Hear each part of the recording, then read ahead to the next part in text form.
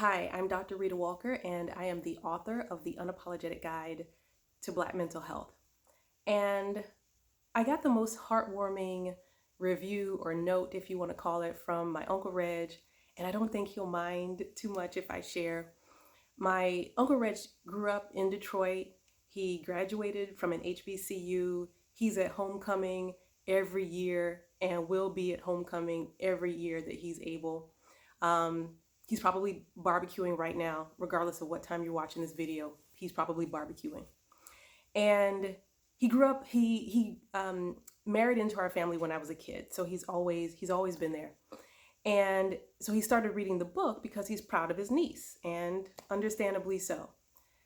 He sent me a note though that said, "Oh my goodness, I thought this book was for certain people, but this book is for all Black people." And and then he went on to say a lot of nice, sweet things. But he got it. Like that is the whole point. I wrote the book for Black people, recognizing that our plight is different from that of most other people. I wrote it for people who care about the plight and the reality of Black folks in this country. When I was an undergraduate student, psychology major, I felt like, I don't think these books are really speaking to the reality of the people in my community. And so that's in part why I was inspired to write this book. And so if you're someone who is living your best life and you're operating at an 8 out of 10 on most days, then great, fine. But if you know someone who's not, and the odds are that you know someone, then get the book for them. Because the reality is that navigating most spaces in the world as a person of African descent is going to be trying and is going to grate on our well-being.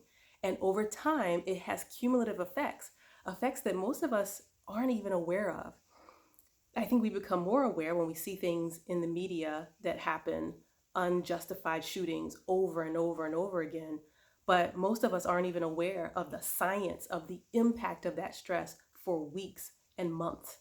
And these things continue to happen. So the book isn't just for people with mental problems. That's just the reality. That's one way to think about it.